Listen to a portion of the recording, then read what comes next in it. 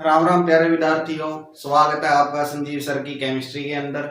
जैसे हमारी पहले 3 वीडियो आ चुकी हैं, उसके अंदर आप लोग समझ रहे होंगे, अच्छी तरह से समझिएगा। यदि आप उन वीडियो को 2-3 बार देखते हैं तो ये कंसेप्ट आपके बिल्कुल क्लियर हो जाएंगे और आप क्या करेंगे, जब भी आपको कोई एग्जामिनेशन होगा आप एक बार जैसे ही उनको देखोगे तो वो आपके दिमाग में दोबारा से वापिस आ जाएंगे। तो इसलिए आप वीडियो को ज़्यादा से ज़्यादा वॉच कीजिए, वीडियो को पूरा वॉच कीजिए। आज का हमारा टॉपिक रहेगा किसका, balancing of equation. Balancing of equation से पहले आप लोगों को क्या है, हम कुछ साल्ट्स के नाम याद करवा रहे हैं, जिसमें एटम, मॉलिक्यूल और कंपाउंड्स के नेम है, एलिमेंट्स के नाम है ये। और यदि ये नाम आप याद कर लेते हैं तो जितनी भी हमारी क्या है जो 10th क्लास की केमिस्ट्री है उसके अंदर लगभग ये नाम आ जाएंगे। यदि उनमें से फिर भी कोई रह जाता है तो वो साथ साथ में हम डिस्कस कर लेंगे। मेनली जो आज हम डिस्कस कर रहे हैं वो ये नेम ही है, नेम है और इनके फॉर्मूले हैं। यदि आप इन फॉर्मूलों को क्या करते हैं, एक बार कॉपी में नोट डाउन कर लीजिए और क्या करोगे, यदि आप 1 घंटा 2 घंटा इनको याद करोगे तो ये आसानी से याद हो जाएंगे और आप इनको पूरी जिंदगी में कभी भी नहीं भूलेंगे। तो आज हम स्टार्ट करते हैं हमारा 10th क्लास का सिलेबस, बैलेंसिंग ऑफ इक्वेशन का। और हमने क्या किया है, अपनी 10th क्लास की प्ले लिस्ट हमारे चैनल के ऊपर आपको मिल जाएगी, संजीव सर की केमिस्ट्री के नाम से। तो वहां पर आपको 10th क्लास की क्या मिल जाएगी, एक +2 क्लास की, यदि कोई आपका बहन भाई +2 क्लास में तो वो भी इसको वॉच कर सकता है।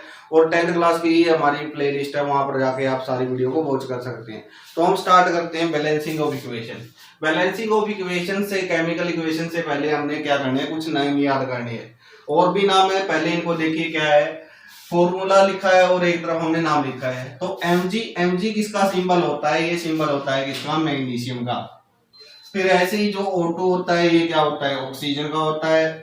जो क्लोरीन Cl2 है ये किसका होता है, क्लोरीन का क्या होता है, सिंबल होता है। MgO है, MgO किसका होता है, मैग्नीशियम ऑक्साइड का क्या होता है, सिंबल होता है।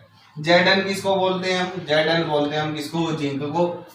H2SO4 सल्फ्यूरिक एसिड होता है, किंग ऑफ केमिकल्स भी बोलते हैं इसको। जैसे जैसे आप हायर क्लासेस में जाओगे तो पढ़ोगे इसके बारे में। फिर हमारा क्या हो गया, जिंक सल्फेट हो गया। ZnSO4 को हम क्या बोलते हैं, जिंक सल्फेट बोलते हैं। ऐसे ही H2 है, H2 हमारा क्या हो गया, हाइड्रोजन हो गया। Fe है, Fe हमारा आयरन हो जाता है। H2O है, सभी जानते ही होंगे, इसको हम वाटर बोलते हैं। Fe3O4 है, इसको फेरिक ऑक्साइड या आयरन का ऑक्साइड भी बोलते हैं। तो ये नेम है हमारे। भी दोबारा से भी देखिए, Mg को मैग्नीशियम बोलते हैं, O2 को ऑक्सीजन, Cl2 को क्लोरीन, MgO को मैग्नीशियम ऑक्साइड, Zn को जिंक। जो H2SO4 है सल्फ्यूरिक एसिड हो गया है। जिंक सल्फेट हमारा क्या हो गया, ZnSO4 हो गया। H2 हाइड्रोजन हो गया और Fe हमारा आयरन है। H2O क्या हो गया, हमारा वाटर हो गया और Fe3O4 हमारा आयरन ऑक्साइड हो गया। और आप लोगों को ये भी पता होना चाहिए, जो SO4 है 2 नेगेटिव है, इसको हम क्या बोलते हैं, सल्फेट आयन बोलते हैं भाई। और ये आपने 9th क्लास के अंदर भी पढ़ा होगा, तो इसको याद रखिए। क्या है, H2SO4 की 2 नेगेटिव, इसके ऊपर 2 नेगेटिव चार्ज है और इसको हम बोलते हैं सल्फेट आयन। और इसको हम जब भी केमिकल इक्वेशन में यूज करेंगे तो इसको इकट्ठा ही उठाएंगे हम। तो ये थे हमारे कुछ नेम। तो आगे हमारे नाम है भाई, CO क्या होता है, कार्बन मोनोऑक्साइड होता है। CH3OH क्या होगा, मेथेनॉल होता है। CO2 सभी को पता ही होगा, कार्बन डाइऑक्साइड होगी। FeSO4 क्या होता है, फेरस सल्फेट होगा। SO2 क्या होगा, हमारा सल्फर डाइऑक्साइड होगा। SO3 क्या होगा, सल्फर ट्राइऑक्साइड होगा। CaCO3 ये होता है हमारा कैल्शियम कार्बोनेट, मार्बल्स भी बोलते हैं इसको और लाइमस्टोन भी बोला जाता है इसको। फिर हमारा CaO, इसको हम क्या बोलते हैं, कैल्शियम ऑक्साइड। और कई बार ऑप्शन टाइप क्वेश्चन में आ जाता है, what is the formula of quicklime. तो क्विकलाइम भी हम किसको बोलते हैं, CaO, कैल्शियम ऑक्साइड को ही बोला जाता है। फिर है PbNO3O2, तो ये क्या है भी, Pb का मतलब होता है लेड, और PbNO3 के ट्वाइस इसको हम लेड नाइट्रेट बोलते हैं। अब ये ऐसे क्यों आया, ये हम आगे समझाएंगे आप लोगों को। फिर है PbO, वैसे तो ये 9th क्लास के अंदर आ चुका है, लेकिन फिर भी हम दोबारा बता देंगे भी कैसे आते हैं ये। फिर है हमारा PbO, इसको हम बोलते हैं लेड ऑक्साइड। तो और कुछ नेम है वो देखिए। NO2 को हम बोलते हैं नाइट्रोजन डाइऑक्साइड। N2O क्या होती है, नाइट्रस ऑक्साइड होती है बच्चों, इसको लाफिंग गैस भी बोलते हैं। यानी ये ऐसी गैस है, जैसे आप बना के यहाँ पर छोड़ दिया तो क्या करोगे, आप बिना बात के हंसने लग जाओगे। तो ये ऐसी गैस है भी जिसके कारण क्या हो जाती है, हंसी आने लगती है, तो इसको हम लाफिंग गैस बोलते हैं। AgCl क्या हो गया हमारा सिल्वर क्लोराइड हो गया, क्योंकि AgCl Ag क्या होता है हमारा सिल्वर होता है और Cl से पीछे लगता है तो उसको हम क्लोराइड बोलते हैं। वैसे क्लोरीन होता है लेकिन किसी के पीछे लग जाए तो वो क्लोराइड हो जाता है। AgBr सिल्वर ब्रोमाइड हो गया। AgNO3 सिल्वर नाइट्रेट हो गया। Ag का सिल्वर बताया ही हमने। Cu को हम कॉपर बोलते हैं। CuSO4 बताया था भी Cu हो गया वहां पर कॉपर हो गया और SO4 लग जाता है उसके पीछे सल्फेट लगा देते हैं तो कॉपर सल्फेट हो गया। ऐसे ही CuCl ये कॉपर हो गया और पीछे लग गया तो क्लोराइड आ जाता है। फिर PbCl2 Pb क्या था हमारा लेड था, पीछे Cl लग गया तो लेड क्लोराइड हो गया। ये हमारा HNO3 नाइट्रिक एसिड का फॉर्मूला है। HCl हमारा हाइड्रोक्लोरिक एसिड का और Na किसका है सोडियम का है। दोबारा से फिर देखिए क्या गया, NO2 हमारी नाइट्रोजन डाइऑक्साइड, N2O हमारी नाइट्रस ऑक्साइड होती है, लाफिंग गैस भी बोलते हैं इसको। AgCl क्या होगा हमारा सिल्वर क्लोराइड हो गया। AgBr हमारा सिल्वर ब्रोमाइड होगा।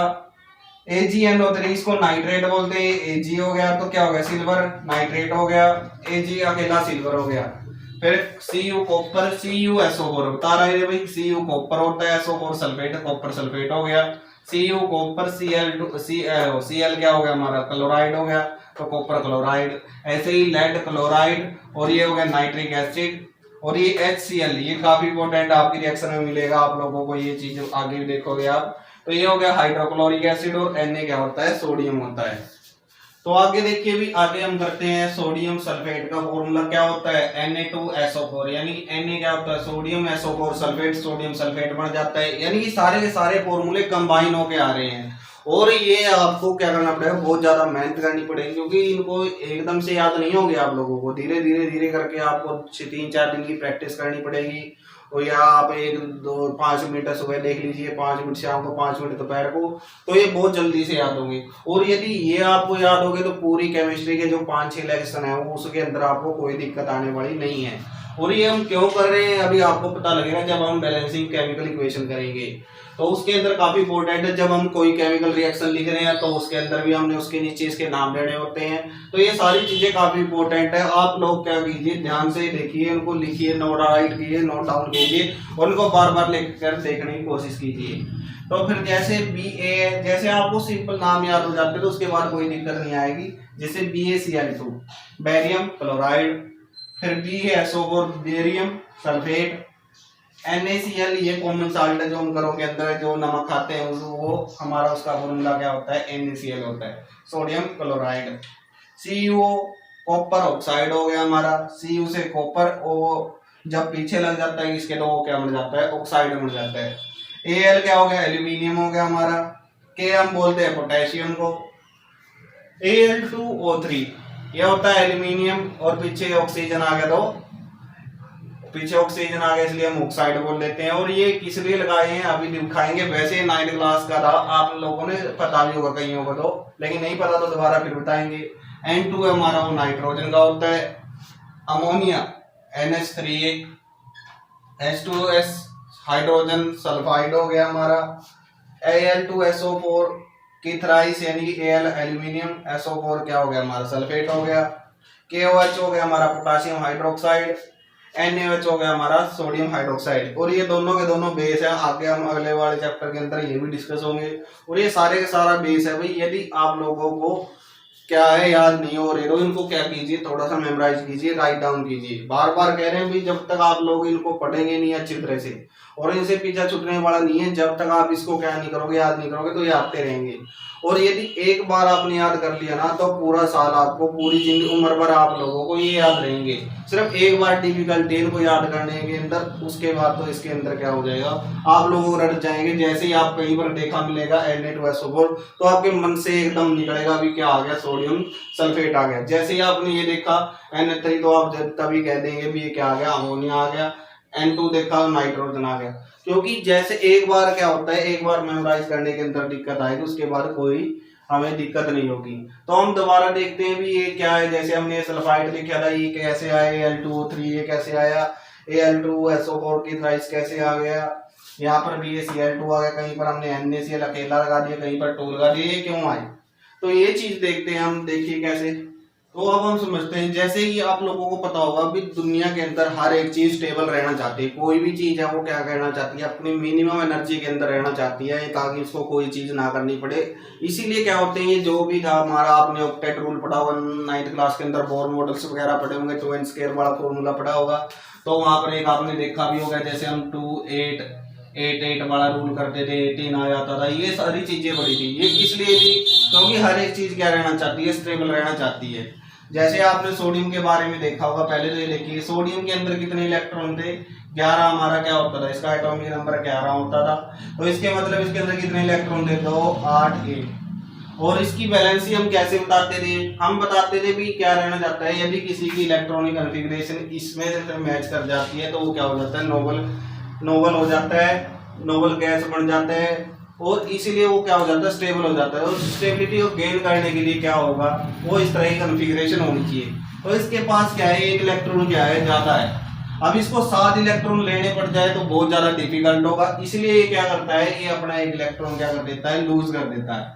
अब जब ये अपना एक इलेक्ट्रॉन लूज करेगा तो क्या हो जाएगा, इसके ऊपर जो इलेक्ट्रॉन थे वो कितने हो जाएंगे, तो 10 हो जाएंगे। और ये क्या हो जाएगा, स्टेबल हो जाएगा। इसलिए क्या हो जाता है, इसके अंदर स्टेबिलिटी आ जाती है। फिर मैं बात करूं क्लोरीन की, जैसे आपने पढ़ा भी होगा कि 17 इलेक्ट्रॉन होते हैं। 17 होते हैं तो क्या होगा, 287 हो गए। तो अब यदि इसको एक इलेक्ट्रॉन मिल जाए तो क्या हो जाएगा, ये इस तरह का बन जाएगा और क्या हो जाएगा, स्टेबल हो जाएगा। तो ये क्या करेगा, एक इलेक्ट्रॉन कहीं से भी गेन करेगा। इलेक्ट्रॉन गेन कर लिया तो क्या हो जाएगा, इसके ऊपर माइनस चार्ज आ जाएगा। जब भी कोई इलेक्ट्रॉन ले रहा है, जितने इलेक्ट्रॉन लेगा उतना ही उसके ऊपर नेगेटिव चार्ज आ जाएगा। जितने वो इलेक्ट्रॉन छोड़ेगा उसके ऊपर पॉजिटिव चार्ज आ जाएगा। तो इसके इलेक्ट्रॉन कितने हो जाएंगे, 2 8 8। ऐसे ही मैग्नीशियम की बात करें, मैग्नीशियम के कितने होते हैं, 12 होते हैं भाई। तो क्या होगा, 2 8 2। तो ये क्या करेगा, मैग्नीशियम अपने 2 इलेक्ट्रॉन क्या करता है, रिलीज कर देता है। मैं इलेक्ट्रॉन 2 रिलीज करने के बाद कितने इलेक्ट्रॉन रिलीज किए, 2 इलेक्ट्रॉन रिलीज किए तो 2 पॉजिटिव चार्ज और 2 इलेक्ट्रॉन पीछे आ गए। और ओवरऑल चार्ज देखिए 2 + 2 - तो क्या हो जाएगा, 0 हो जाएगा। तो इसलिए इसके ऊपर कोई चार्ज नहीं होता। तो ये था, ये किस लिए होता है भी, ताकि ये क्या हो जाए, स्टेबल हो जाए। स्टेबिलिटी को गेन करने के लिए सारे सारे इलेक्ट्रॉन को लूज या गेन करते हैं। हाँ, जैसे आपने देखा होगा हीलियम नियॉन है। अब नियॉन कोई इलेक्ट्रॉन रिलीज नहीं करता, क्यों नहीं करता भी, पहले ही उसके पूरे हैं, ना तो उसको देने की जरूरत है ना उसको लेने की जरूरत है। और ये जो चीज आती है ये कहां तक वैलिड है, हमने बताया था भाई क्या होता है, यदि किसी के अंदर 0 1 2 3 या 4 इलेक्ट्रॉन है तो उसकी जो वैलेंसी है वो सेम रहती है। जैसे इसके अंदर 2 थे तो इसकी वैलेंसी 2 आ गई, इसके अंदर एक इलेक्ट्रॉन फालतू तो इसकी वैलेंसी 1 आ गई। तो इसके लिए हम लिखते हैं भी इसकी क्या होगी, वैलेंसी रहेगी हमारी सेम। और यदि हम बात करें नेगेटिव चार्ज आयन के लिए, जैसे ये था, अब इसके लास्ट वैलेंस शेल के अंदर कितने इलेक्ट्रॉन है, 7 इलेक्ट्रॉन है। जब भी हमारी क्या होगी, जो हमारे बैलेंस के अंदर इलेक्ट्रॉन है वो 4 से ज्यादा होंगे, मतलब 5 6 7 होंगे, तो उसके हम क्या करते हैं, 8 में से जो भी नंबर होगा हम x मान लेते हैं, उसको माइनस कर देंगे तो उसकी बैलेंसी आ जाएगी। जैसे इसकी बात करें हम, कितने हैं लास्ट वाले बैलेंस शेल में, इसको बैलेंस शेल बोलते हैं। जो लास्ट वाला इलेक्ट्रॉन होती है ना, लास्ट वाली शेल होती है, उसको हम बैलेंस शेल बोलते हैं। तो इसके अंदर से जैसे ही हम 8 में से 7 घटा देंगे तो इसकी वैलेंसी कितनी आ गई, 1 आ गई। इसलिए हम कहते हैं कि क्लोरीन की वैलेंसी कितनी है, 1 है। तो आप लोगों को ये समझ में आ रहा हो कैसे क्या कर रही है। ऑक्सीजन की बात करें, ऑक्सीजन के क्या करता है, अब इसके पास कितने इलेक्ट्रॉन होते हैं ऑक्सीजन के पास, इसके पास होते हैं 8 इलेक्ट्रॉन, 2 और 6। तो इलेक्ट्रॉन इसको अपना नोबल गैस बढ़ने के लिए, यानी कि इसको कैसा बढ़ने के लिए, ऐसा बढ़ने के लिए क्या चाहिए, 2 इलेक्ट्रॉन और चाहिए। तो ये कहीं से भी 2 इलेक्ट्रॉन लेगा और क्या चार्ज आ जाएगा, इसके ऊपर नेगेटिव चार्ज आ जाएगा। और नेगेटिव चार्ज आ गया तो ये क्या हो जाएगा, 2 8 हो गया और ये स्टेबल हो जाता है। इसलिए हम साइड की फॉर्म में लाई करता है और इसके ऊपर 2 चार्ज आ गया। यहाँ से भी बैलेंसी पता कर सकते थे, वैसे आपको पता भी लगी इसकी बैलेंसी 2 होती है। यहाँ से भी कर सकते हैं, 8 में से 6 गया तो कितने आ जाती है, 2 आ जाती है। तो ये था हमारा बैलेंसी। क्या बताया हमने भाई, जो हमारा क्या था 2 8 8 18 18 रूल को फॉलो करते हैं वो स्टेबल होते हैं, क्योंकि ये इनकी कॉन्फ़िगरेशन 2 हमारी क्या होती है, हीलियम हो गया, फिर ये दोनों मिला के नियोन हो गया, फिर आर्गन हो गया, क्रिप्टॉन हो गया, एक्सिनॉन हो गया। तो इस तरह से वो सारी नोबल गैस है और वो काफी स्टेबल गैसेज हैं। फिर हम देखें, ये देखा हमने भी इसके अंदर 11 इलेक्ट्रॉन थे, तो 2 8 1 इस तरह से हम लिख लेते हैं इनको। तो लास्ट वाला कितने इलेक्ट्रॉन में, 1 है, यानी कि 4 से कम है, 4 से कम है तो इसकी वैलेंसी 1 आएगी। और एक है तो इसका मतलब एक इलेक्ट्रॉन देना इसको काफी आसान है, मतलब ये इलेक्ट्रॉन को आसानी से दे देगा। फिर हम क्लोरीन की बात करें, अब इसको यदि ये 7 इलेक्ट्रॉन देने लग जाए तो इतना पॉसिबल ही नहीं है अभी ये 7 के 7 इलेक्ट्रॉन दे दे, तो मैक्सिमम हम 3 या 4 इलेक्ट्रॉन देते हैं, इसीलिए 8 में से एक माइनस कर दें, मतलब इसको एक इलेक्ट्रॉन दे दें हम, तो ये क्या हो जाएगा, स्टेबल हो जाएगा। स्टेबल हो जाएगा इसलिए इसके लिए लेना आसान है। ऐसे ही ऑक्सीजन है, ऑक्सीजन के लिए 2 इलेक्ट्रॉन लेने काफी आसान है और ये क्या करेगा, 2 इलेक्ट्रॉन लेके ऑक्साइड की फॉर्म में आ जाता है। ऐसे ही मैग्नीशियम, मैग्नीशियम के पास 2 फालतू से 2 इलेक्ट्रॉन दे देता है, तो इसलिए क्या हो गया, ये स्टेबल हो जाता है। अब ये कैसे Cl2 आता है, कैसे क्या आता है, तो आपने 9th क्लास के अंदर सीखा भी, समझाए थे, वैसे हमने लिख भी दिए भी। क्या होता है, सोडियम के ऊपर 1 पॉजिटिव चार्ज होता है, मैग्नीशियम के ऊपर 2 पॉजिटिव चार्ज होगा, जो हमारा एल्यूमिनियम है इसके ऊपर कितना चार्ज होगा, 3 पॉजिटिव चार्ज होगा, क्लोरीन है -1, ब्रोमीन के ऊपर -1, और ये पूरे का पूरा इसको सल्फेट आयन बोलते हैं और इसके ऊपर 2 नेगेटिव चार्ज होता है। CO3 कार्बोनेट आयन होता है, जैसे कैल्शियम कार्बोनेट CaCO3 था तो उसके ऊपर 2 नेगेटिव चार्ज हो गया। नाइट्रेट, इसको हम नाइट्रेट बोलते हैं, NO3, इसके ऊपर माइनस चार्ज हो गया। अब ये कैसे बने थे, जैसे हमने देखा था कौन सा, Al2SO4 की थ्राइस। भाई ये कैसे बना, यहाँ पर तो क्या था, 2 नेगेटिव चार्ज था और इसके ऊपर 3 था, तो कैसे बना भाई, तो हम क्या करते हैं, सबसे पहले हम लिखते हैं, इन दोनों को अलग अलग से लिख लेते हैं। इस पूरे को अलग लिखा, इस पूरे को, दोनों को अलग अलग से लिख दिया। जो इसके ऊपर चार्ज है, कितना चार्ज था, 3 पॉजिटिव था और इसके ऊपर 2 नेगेटिव था। प्लस माइनस की बात नहीं करेंगे, हम सिर्फ देखेंगे इसको, तो इसके बाद चार्ज इधर लिख दिया, इसके बाद चार्ज इधर लिखा, और हम क्या कर देते हैं, क्रॉस मल्टीप्लाई करते हैं, इसकी इसके साथ मल्टीप्लाई कर दी, इसकी इसके साथ मल्टीप्लाई कर दी, तो इसकी इसके साथ मल्टीप्लाई कर दी तो कितना हो जाएगा, Al के 2 के साथ और SO4 के थ्राइस। अब इसको गाइस ब्रैकेट के अंदर क्यों लिख रहे हैं, इसलिए लिख रहे हैं क्योंकि इसकी गुणा तीनों के साथ होगी। अब कहीं बच्चे क्या करेंगे, इसको ऐसे कर देंगे, Al2SO4 की ऐसे, लेकिन ये गलत हो जाएगा, क्योंकि इसका मतलब क्या है, इसके अंदर देखिए कैसे बता रहे हैं हम, इसके अंदर क्या होगा, Al2 का मतलब इसके अंदर एल्यूमिनियम कितने हैं, 2 है, सल्फर कितने, इसके अंदर तो एक ही बनेगा, लेकिन इसके अंदर क्या होगा, एक तो ये रहा, और इसकी 3 से मल्टीप्लाई हो जाएगी, तो 3 से मल्टीप्लाई हो जाएगी, तो इसके अंदर के सल्फर कितने हो जाएंगे, 2 था, Al2SO4 की 3, हाँ 3 था, तो 3 यहाँ पर क्या आ जाएगा, 3 चार्ज आ जाएगा। फिर इसकी इसके साथ करेंगे तो इसकी मल्टीप्लाई इसके साथ होगी, 4 3 12 यानी 4 × 3 कितना आ जाएगा, 12 आ जाएगा। तो इस तरह से है, और ये कभी भी नहीं लिखना है ऐसे, ये आपका क्या हो जाएगा, गलत हो जाएगा। तो इसीलिए इनको अलग अलग काउंटिंग करते हैं, क्योंकि अब बैलेंसिंग इक्वेशन पर हम जा रहे हैं, धीरे धीरे हम पहुंच रहे हैं, तो क्या होगा हमारा, यहाँ पर जो क्या होता है, ये बाहर पड़ा है, इसकी अंदर के साथ मल्टीप्लाई होती है, और जैसे कोई बाहर पड़ा है हमारे पास, जैसे 2Al2O3 है, तो इसके अंदर हम देखे काउंटिंग करने के पहले तो ये देखेंगे यहाँ पर कितने हैं, Al कितने हैं, इसके अंदर 2 है, ऑक्सीजन कितने हैं, 3 है, ठीक है, और ये 2 बाहर आ रहा मतलब है, इसकी इसके साथ ही मल्टीप्लाई होगी, इसकी इसके साथ ही मल्टीप्लाई होगी, तो कितने हो जाएंगे, 2 × 2 4, और ये कितने हो जाएंगे, 6, यानी कि यहाँ पर कितने, एल्यूमिनियम कितने हैं, 4 है, और ऑक्सीजन कितने हैं, 6 है। तो ये चीज आप लोगों को ध्यान में रखनी है। जैसे आगे और देखते हैं हम, जैसे हम एग्जाम्पल देखते हैं MgCl का। अब मैग्नीशियम है, मैग्नीशियम के ऊपर कितना चार्ज था, 2 चार्ज था, 2 लिख दिया। क्लोरीन के ऊपर कितना चार्ज था, -1 चार्ज था, तो इसको हमने क्या लिख दिया, यहाँ पर 1 लिख दिया। इसकी मल्टीप्लाई इधर, इसकी मल्टीप्लाई इधर, तो क्या हो जाएगा, Mg, और ये हो गया Cl2। तो इस तरह से इनके पीछे 2 3 लग जाते हैं। अब जैसे हमने कहा था कि NaCl का एग्जांपल लिया था, NaCl के अंदर क्या था, NaCl, तो Na के अंदर क्या था, एक पॉजिटिव चार्ज था तो 1 लिख दिया, Cl के ऊपर -1 चार्ज तो 1 लिख दिया, क्रॉस मल्टीप्लाई करके क्या हो गया, N1Cl1, तो इसको हम NaCl बोल देते हैं। तो इस तरह से ये सारे के सारे फॉर्मूले बनके तैयार होते हैं। तो आगे देखिए 1 2 को और समझते हैं हम डिटेल के अंदर, इसके जैसे आ गया हमारे पास BaSO4 आ गया।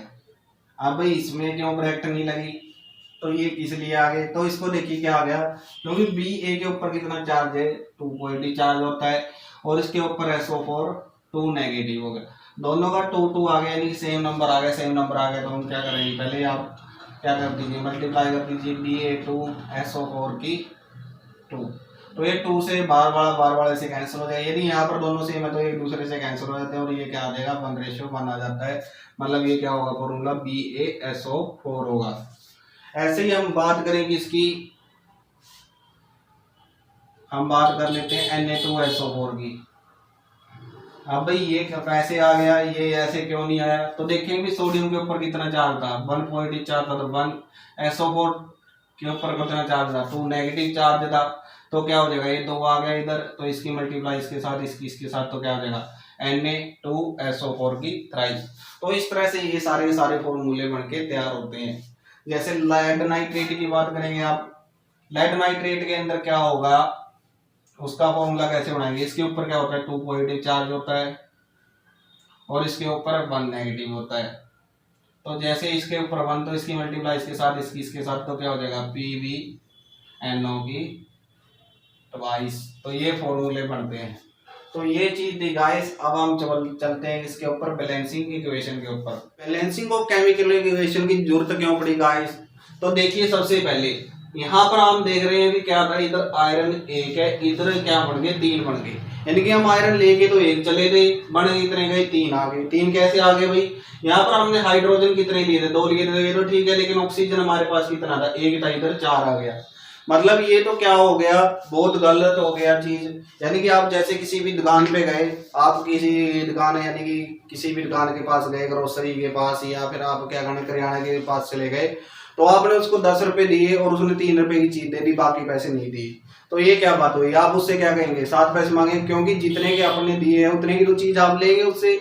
ये तो नहीं होगा भी उसने कम दे दी, आपने कम दे दी उसने ज्यादा की चीज दे दी, या आपने ज्यादा दे दी उसने कम की चीज दे दी, ऐसा कभी भी नहीं होगा। वही सेम चीज हमारी केमिकल रिएक्शन के अंदर होती है। अभी जितना आप रिएक्टेंट, ये क्या था हमारे ये रिएक्टेंट थे, जितना आप रिएक्टेंट लेके चलेंगे उतना आपको क्या मिलेगा, प्रोडक्ट मिलेगा, और उतना ही ये नंबर ऑफ एलिमेंट होगी। मतलब यदि इसका वजन कितना है 50 किलोग्राम है, तो इसका भी वजन कितना होगा 50 किलोग्राम होगा। ये चीज है। यदि इसकी वैल्यू कितनी है, यदि इसकी वैल्यू मान लीजिए भी 10 रुपए है, तो इसकी वैल्यू भी कितनी होनी चाहिए 10 रुपए होनी चाहिए। ये नहीं होगा भी कि कम हो ये ज्यादा हो। तो इसीलिए क्या होते हैं, बैलेंस करने की जरूरत पड़ती है। अभी हम ले तो कई बार इधर ज्यादा ले लेंगे, उधर कम होगा, कम होगा तो ज्यादा होगा, इसीलिए हम इनको क्या करते हैं बैलेंस करने की कोशिश करते हैं। तो देखिए कैसे बैलेंस करेंगे हम इनको। तो सबसे पहले हम क्या करते हैं, अलग अलग मेथड, अलग अलग बुक्स के अंदर अलग अलग मेथड दिए होंगे। और यदि वीडियो अच्छी लग रही है तो इसको लाइक कीजिए, वीडियो को पूरी देखिएगा। यदि आप पूरी नहीं देख रहे तो इतना करने का कोई फायदा ही नहीं था जो पहले किया। वो तो सारा बेसिक था, मेन टॉपिक तो हमारा ये है जिसके ऊपर हमने बैलेंस करनी है। बैलेंस करने के हमारे 2 तरीके थे, एक तो हिट एंड ट्रायल मेथड होता है यानी तुक्का मेथड, दूसरा मेथड हमारा ये है। और जैसे ही आप हायर क्लासेस के अंदर जाएंगे तो आपको अलग अलग मेथड मिलेंगे। जैसे +1 के अंदर आपको ऑक्सीडेशन मेथड द्वारा मिलेगा। तो देखिए क्या होता है, सबसे पहले क्या लिखेंगे आप, अलग अलग मेथड है। कईयों में तो क्या कहेंगे भी जहां पर सबसे ज्यादा क्या हो, ऑक्सीजन एटम हो या कोई भी एटम जो सबसे ज्यादा नंबर में हो उसको बैलेंस कर लीजिए। या आप कर सकते हैं भी ऑक्सीजन और हाइड्रोजन को छोड़ के जो अदर एलिमेंट है पहले उसको बैलेंस कीजिए, बाद में हम चेंज करते जाएंगे। और हमेशा बैलेंसिंग के करते समय आपको ध्यान रखना है, आप हमेशा जो भी 1 2 3 4 5 लगाना है वो आगे लगेगा इधर। कभी भी ये नहीं होगा आपने इनको इसके साथ कोई आपने छेड़खानी नहीं करनी, जैसा उन्होंने दिया है वैसे का वैसा वहां पर लिखा रहना देना है। यानी कि यही यहाँ पर ये नहीं करेगा, यहाँ पर एक है तो यहाँ पर आपने क्या कर दिया, इसको मिटाया और एक कर दिया, नहीं, गलत हो जाएगा। आपने क्या करना होगा, यहाँ पर यदि 3 है तो उसको 3 ही रखिए। आप क्या कर सकते हैं, आगे लिख सकते हैं। तो सबसे पहले अलग अलग बुक्स के अंदर अलग अलग मेथड है। कोई कहेगा भी इसको सबसे पहले क्या कीजिए, बॉक्स के अंदर लिखिए। बॉक्स के अंदर लिखने के बाद आप लोग क्या देखेंगे, इनको अलग अलग लिखना है। जैसे इन हमारे पास क्या है, तो Fe है, एक H है और एक क्या है, ऑक्सीजन है। तो यहाँ पर इस साइड वाले इसको हम R नाम दे देते हैं, परले वाले प्रोडक्ट है तो उसको P नाम देते हैं। इसके अंदर कितने 1 है, उसके अंदर 3 है। इसके अंदर हाइड्रोजन कितने हैं, 2 है। इसके अंदर कितने हैं, 2 है। इसके अंदर भी, इसके अंदर कितना है, 1 है, तो उसके अंदर कितना है, 4 है। तो ये चीज थी इसके अंदर। अब देखिए अभी हम कह रहे हैं भी ऑक्सीजन को छोड़ के, हाइड्रोजन को छोड़ के जो दूसरे केसेज रहेंगे उनको बैलेंस कर लीजिए। अब इधर 3 है तो हम क्या करेंगे, इसकी 3 से मल्टीप्लाई कर देते हैं। इधर 3 है तो इधर 1 था तो इसकी मल्टीप्लाई 1 से कर देते हैं। तो दोनों क्या हो जाएंगे, बराबर हो जाएंगे। और हमने क्या लिखना है, हमारे पास क्या इक्वेशन आएगी, 3Fe प्लस में H2O प्लस में Fe3O4H2। यानी कि अब हमने ये इक्वेशन कंसीडर करनी है। इस इक्वेशन को आप लोग भूल जाएंगे, क्योंकि जब भी आप कोई चेंज कर देते हैं तो वो नई इक्वेशन बन जाएगी। उसी को बैलेंस किया तो आगे इसको बैलेंस करेंगे। अब हमारे पास क्या हो गए, 3 आयरन हो गए तो 3 आयरन इधर हो गए, यानी कि दोनों चीज बैलेंस हो गई। उसके बाद हाइड्रोजन 2 है, इधर भी 2 है, ये भी बैलेंस है। लेकिन ऑक्सीजन देखिए इधर 4 है और इधर 1 है, तो हम क्या करेंगे, इसकी 4 से मल्टीप्लाई और इसकी 1 से मल्टीप्लाई। तो इधर 1 से मल्टीप्लाई करें तो कोई फर्क नहीं होगा। और ये नहीं यहाँ पर कर दे, कहीं क्या करेंगे, यहाँ पर लिखना है, नहीं यहाँ पर नहीं लिखना है आपको। जब भी आप कोई भी चेंजेस कर रहे हैं पूरे कंपाउंड के आगे लिखना है। तो 1 यदि आप लिखना चाहते हैं, वैसे कोई लिखने की जरूरत नहीं है, लेकिन लिखना है तो यहाँ पर लिखेंगे आप। तो यहाँ पर 1 लिख देंगे और इधर क्या हो जाएगा, जो 4 आएगा वो इसके आगे आएगा, ना कि यहाँ पर। कहीं क्या करेंगे, इसको यहाँ पर कर देंगे, बिल्कुल गलत हो जाएगा। यहाँ पर लिखोगे तो भी गलत होगा। तो ये चीज आप लोगों ने ध्यान रखनी है। ये 4 आ गया, अब ये यहाँ पर कितना हो गया, 4 हो गया, यहाँ पर भी 4 हो गया ऑक्सीजन, क्योंकि ये 1 था, 1 की मल्टीप्लाई 4 के साथ यहाँ पर 4 हो गए।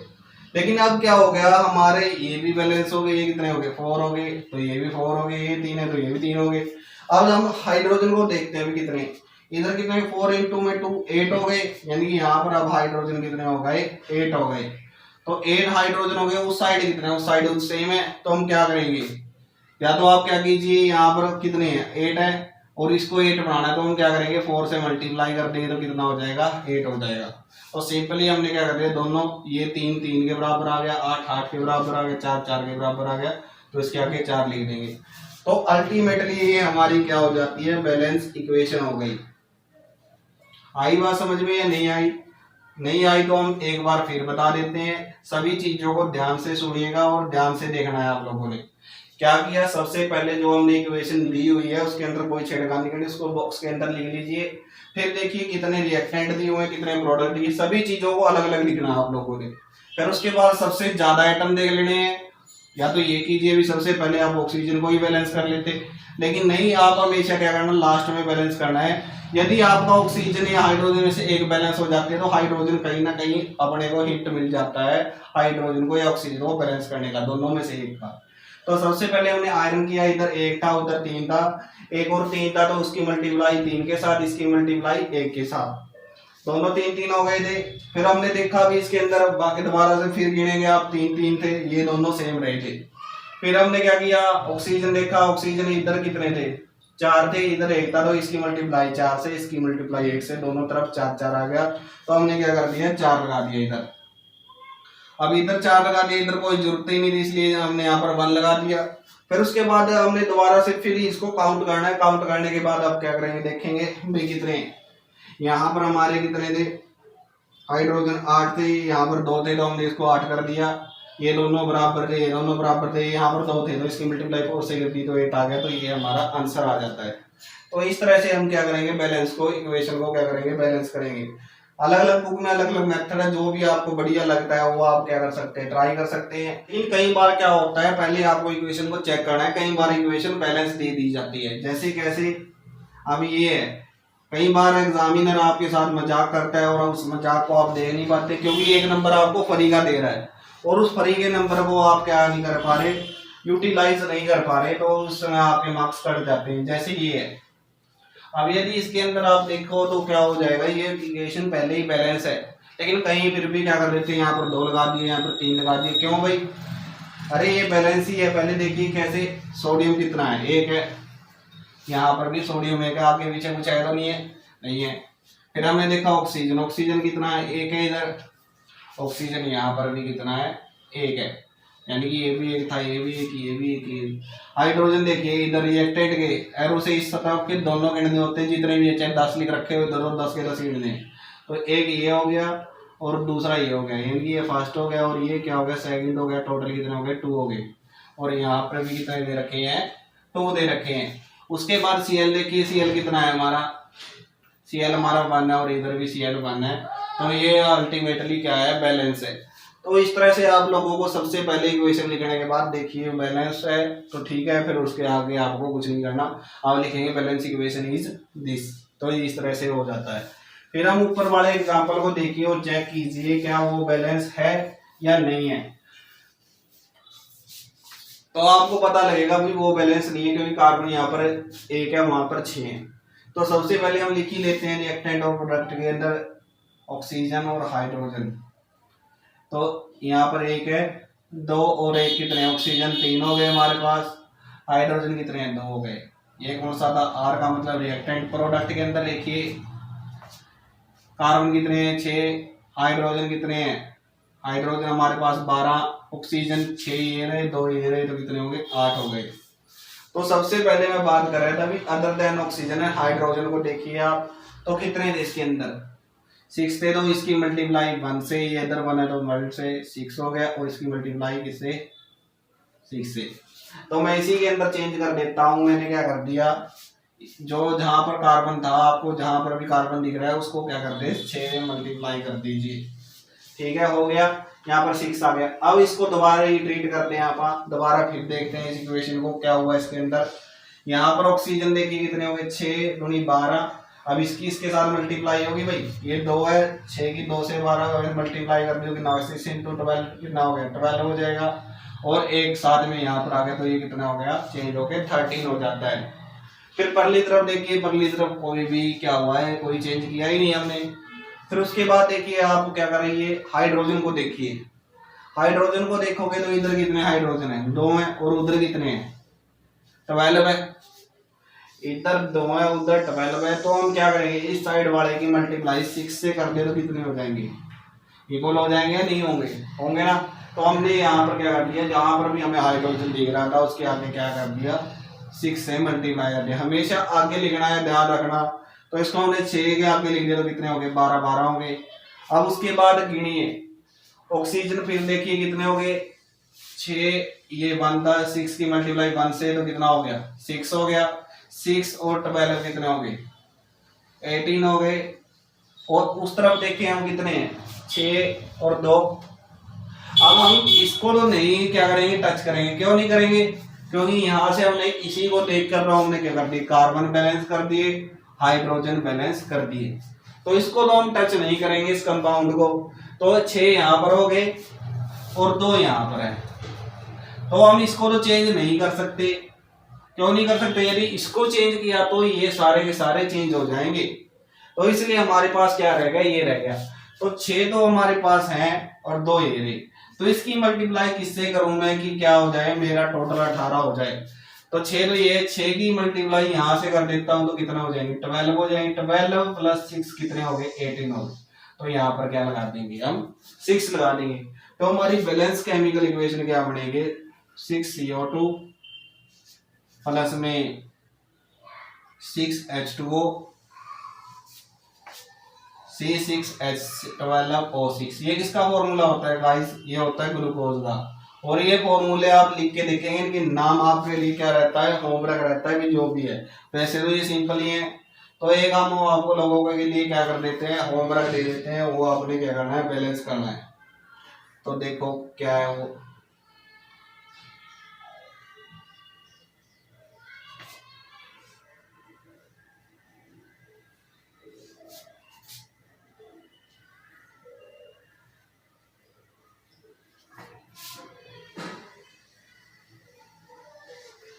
तो इस तरीके से आप इस इक्वेशन को बैलेंस करने की कोशिश कीजिए। नेक्स्ट वीडियो के अंदर हम बात करेंगे हीट एंड ट्रायल मेथड, काफी आसान मेथड रहेगा, उसके साथ एक दो टॉपिक और हम डिस्कस करेंगे। तो ये काफी आसान था भाई, देखा भी होगा, नहीं समझ में आया तो आप वीडियो को 1 बार 2 बार जरूर देखें, क्योंकि काफी आसान चैप्टर है, जितना हमसे आसान हो सकता था हमने करवाने की कोशिश की है। और आप लोग वीडियो को लाइक कीजिए, कहीं क्या कर रहे हैं, डिसलाइक कर देते हैं भाई। यदि आप लोगों को समझ में नहीं आ रहा है तो आप वीडियो को स्किप कर सकते हैं, क्या देखने की जरूरत है, डिसलाइक तो ना कीजिए। तो उनसे रिक्वेस्ट रहेगी भी, जो वीडियो को डिसलाइक कर रहे हैं तो लाइक कीजिए, क्योंकि आपकी नहीं रहेगी कोई साइंस में जानने की ख्वाहिश, क्योंकि आपके संजीव सर आपको पढ़ा रहे हैं साइंस। तो इसके अंदर आप देखता रहिएगा भाई, ये आसान टॉपिक था, इसको रिवाइज कीजिए, अच्छे तरह से तैयार कीजिए। और हमारी प्लेलिस्ट बन चुकी है, उसके अंदर जाके आप क्या करेंगे, वहाँ से हमारी जो पुरानी वीडियो उनको वॉच कर सकते हैं। Thank you.